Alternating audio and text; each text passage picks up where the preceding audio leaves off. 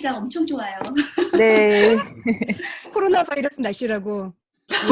네, 네. 저기 록다운 시작되고 비 온 날이 하루였어요.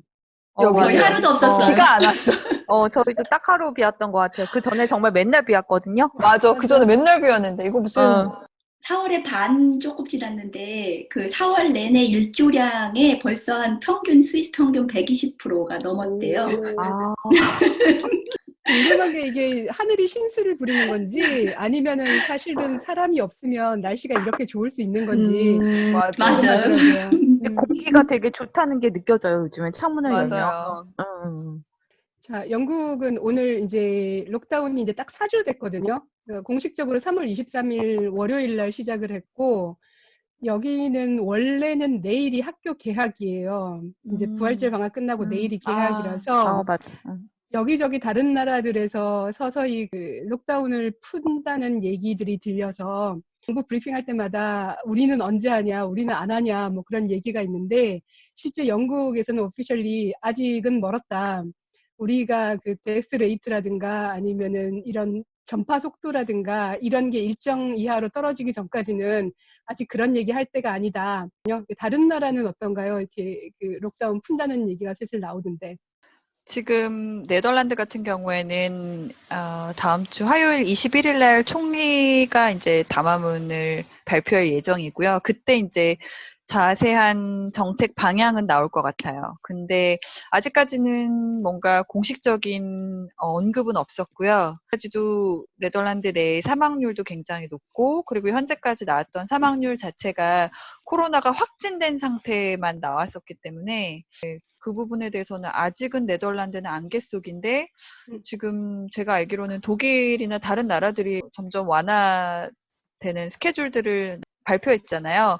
그래서 제 예상인데 아마 네덜란드는 독일이나 다른 나라의 스케줄을 따라가지 않을까.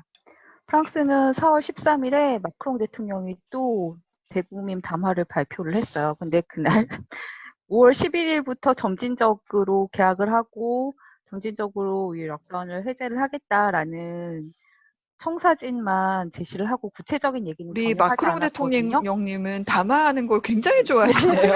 좋아하세요. 네 번째라고 소통의 들었어요. 아이콘이세요. 소통의 아이콘. 카메라를 좋아하시니까 자기가 포토제닉인 걸 아는 거야. 눈빛이 막 이글거려요. 그 대국민 담화를 할 때. 부담돼요. 3일에 발표를 하고 난리가 난 거예요. 뭐 인터넷에서도 그렇고 학부모들 제가 아는 분들도 그렇고 학교를 그래서 정말 온갖 그 인터넷의 짤들이라 그러잖아요. 정말 별의별 게 다 나돌아다니고 그래서 오늘 방금 4월 19일에인데 총리와 보건부 장관 2시간 넘게 기자회견 이제 뒷수습을 했겠죠? 대통령이 저지러 놓은 거에 대해서. 그래서 이제 구체적인 내용을 아직 정해진 건 전혀 없고 확실한 거는 즉시 5월 11일부터 예전의 생활로 다시 돌아가는 건 절대 아니다. 학교도 5월 11일부터 모든 학교가 다 문을 열고 모두 다 같이 예전의 학교로 돌아가는 게 아니다. 지역별로 열든가 아니면은 뭐 반을 나눠서 열던가 여러 가지 생각들이 지금 아이디어를 모으고 있고 아직 결정된 건 하나도 없다. 그렇지만 예전 같은 건 절대 아니다라고 얘기를 했고요. 그리고 이제 대책으로 나온 것들을 보면은 마스크를 생산을 하겠다. 전 마스크. 그 기준을 만족시키는 마스크. 재활용이 가능한 재활용이 가능한. 마스크를 일주일에 1,700만 개를 만들 거고 뭐 이런 얘기들이 나와요. 근데 전체적인 내용을 보면은 한국의 내용을 많이 참고했다는 생각이 들어요. 왜냐면 테스트를 50만 테스트를 뭐 일주일에 하겠다, 드라이브 스루도 하겠다, 뭐 이런 내용들이 나오는 거 보면 그 트레이싱을 하겠다. 그 확진자가 나오면은 그 주변 사람들을 추적해서 그 사람들을 검사하고 이런 것들을 하겠다라고 하는 걸 보면 예, 한국을 이제 많이 한국에서 이미 하고 있는 제도들을 도입하고 있다는 느낌이 들었어요, 저는. 지난주에 저희가 확진자 동선 앱에 대한 이야기를 하면서 뭔가 좀 업데이트된 게 있지 않겠느냐라고 했었는데 어느 나라에 업데이트된 내용 없죠? 아직까지 답보 상태에 아직까지 답보 에 대해서는 네. 우리가 유럽의 속도를 간과하면 안 되죠. 맞네요. 저희가 너무 아무리 긴급 사태지만 앞서갔어요, 저희가. 한국적인 마인드를.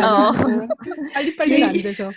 스위스도 이제 목요일 날 4월 16일 날 이제 다음 우리가 어떻게 점진적으로 이거를 해제할 건지에 대해서 발표를 했거든요.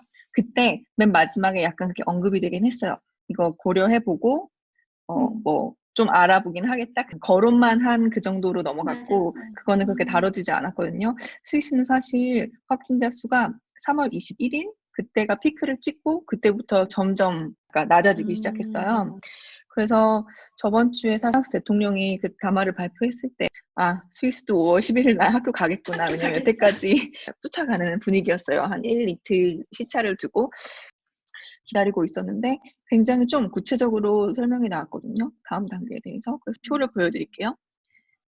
이렇게 지금 3단계로 4월 27일, 그러니까 다음 주 월요일부터 식음료에 관련된 상점들만 오픈을 할 수 있었는데 다음 주에는 미용실, 치과, 가든센터, 꽃집은 다시 다음 주에 할 수 있대요. 그게 1단계 완화고요. 2단계 완화. 가든센터 사람들이 많이 기다렸다 진짜. 네, 맞아요.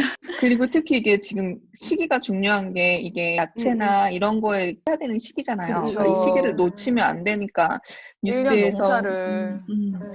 꽃 버려지는 거 이제 뉴스에서 보여주는데 진짜 마음이 아프더라고요. 저희도 5월 11일 날 학교를 가는데 이게 모든 학교가 다 오픈하는 게 아니고 의무 교육인 학교, 초중, 고등학교까지만 유치원. 네, 유치원이랑 그다음에 어린이집 이것을 확정하는 것은 4월 29일 날 확정하겠다 이렇게 했어요. 그러니까 지금 아젠다를 이렇게 다 주긴 했지만 계속 반복해서 중간에 얘기를 하는 게 지금처럼 점점 나아지는 상황이라면 이렇게 하겠다. 1단계 해보고 상황이 괜찮아지면 29일 날 결정을 해서 5월 11일 날 계약을 하고 그렇게 한 다음에도 괜찮아지면 5월 27일에 6월 8일을 기준으로 거의 모든 상점, 그 다른 뭐 음악학교나 대학교 뭐 이런 데도 하겠다고 했고 이거 발표 같은 거 나오기 전부터 약간 이제 스위스는 문화가 나라 하나의 이제 다문화잖아요. 설문조사 같은 거 했을 때 독일어권 같은 경우는 이런 식으로 계속 오래가면 우리 경제가 너무 죽으니까 단계를 조금 빨리 해서 완화를 좀 빨리 시키자 이런 분위기가 조금 더 많았다고. 프랑스 권에서는 이제 조금 더 조심스럽게 좀 천천히 했으면 하는 이런 움직임도 있었다고 하더라고요. 설문조사 결과에.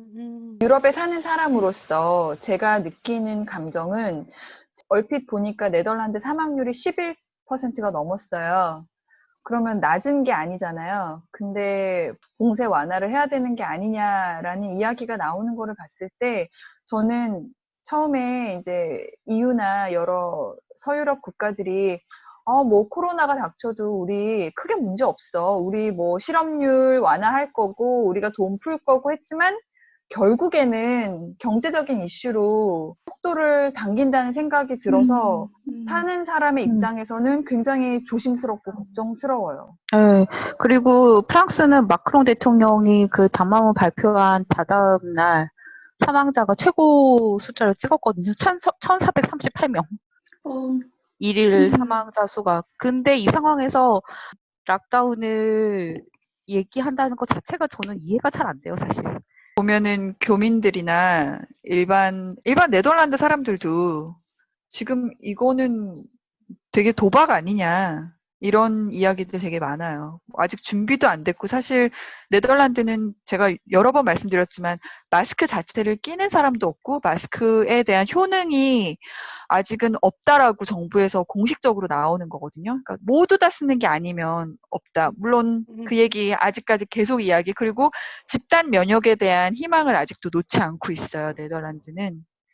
갑자기 정말 뭐 5월 15일 정도 돼서 이제 계약한다 그러면은 과연 마음 놓고 보낼 수 있는 학부모가 몇이나 될까? 저는 그게 제일 제가 느끼는 감정이에요. 영국도 그 마스크를 공식적으로는 그 WHO의 권고안 때문에 공식적으로는 마스크가 그다지 효과가 없다라는 게 공식적인 입장인데 사람들이 의심하는 거는 아마 현실적으로 마스크 공급할 능력이 없기 때문에 맞아요. 그러니까 저렇게 얘기하는 거고 그리고 사실은 마스크가 있으면 다들 마스크 쓰고 나갈 수 있잖아요. 근데 그쵸. 마스크가 없으니까 나갈 수 없고 그 록다운이 계속되면 결국 경제에 영향을 주는 건데 며칠 전에 여기 목요일 날 퀘스천 타임이라고 일반 대중이 가서 질문을 할 수 있는 그런 프로그램이 있거든요. 그 중에 한 현직 의사가 출연을 해서 굉장히 차분하게 얘기를 많이 해서 일반 시민으로부터 박수를 굉장히 많이 받았어요. 그게 뭐냐면 이제 마스크 오케이 그 WHO에서는 마스크 효과가 크지 않다고 하는데 지금까지 알려진 바로는 천 마스크던 부직포 마스크던 쓰면은 그게 36배 정도 줄일 수 있대요. 비말 감염. 감염을. 그리고 먼저 얘기하는 거는 이거는 상대방의 바이러스가 나한테 오는 걸 막는 데는 별 효과가 없지만 내가 바이러스가 있을 경우에 그 무증상 감염자인 경우에 남한테 전달하지 않을 수 있는 효과가 있기 때문에 역시 모든 사람이 다 쓰면 이쪽이든 저쪽이든 막아지는 거니까 이제 그렇고 실제 실험 결과 그게 가장 효율이 낮다고 하지만 36분의 1로 줄일 수 있대요. 이 비말 감염을. 그래서 실제 가능하다면 마스크가 충분히 공급이 되면 이 록다운을 더 빨리 완화할 수 있지 않겠냐라는 얘기가 나왔었거든요. 한국에 요즘에 보니까 마스크 구하기도 되게 쉽고 뭐 남아 돈다고 하던데 좀 빨리 수출 좀 해서 유럽에 있는 여러 사람들 한국의 산업도 한국 경제도 살리고 네, 서로 유럽의 사람들도 술로. 살리고 그럴 수 있으면 좋겠네요. 전체적으로 이제 봉쇄 완화 정책이 슬슬 이야기가 나오기 시작하는데 아직까지 우리가 느끼는 감정은 좀 이르지 않냐. 경제적인 부분에 대해서는 이해는 되지만 실질적으로 갑자기 이제 봉쇄 정책이 완화가 되면 아이들도 학교에 가야 되고 저희도 이제 일하러 나가야 되잖아요. 무서워요. 그때 정말 딱 느끼는 감정이 무섭다. 이거를 진짜 어떻게 해서든 조금 더 좀 이 사망률이나 이런 거를 좀 낮추는 게 우선이 아니냐 하는 게 전반적인 우리 공통적인 생각인 것 같아요. 특히 아이를 키우는 입장에서 아이가 특히 어리기 때문에 얘가 마스크를 쓰고 있다는 게 상상이 안 되거든요. 사실 그렇잖아요. 리스크를 걸 게 있고 안 걸 게 있는데 이거는 걸 수 없는 일이기 때문에 불안함이 있는 것 같아요. 맞아요. 좀 걱정하는 방향으로 유럽의 정책은 흘러가는 것 같고 이제 우리가 한번 이 코로나 시대를 우리가 보내면서 좀 딱 요 감정에서 느낄 수 있는 것들을 한번 얘기해 보면 어떨까요? 저 같은 경우에는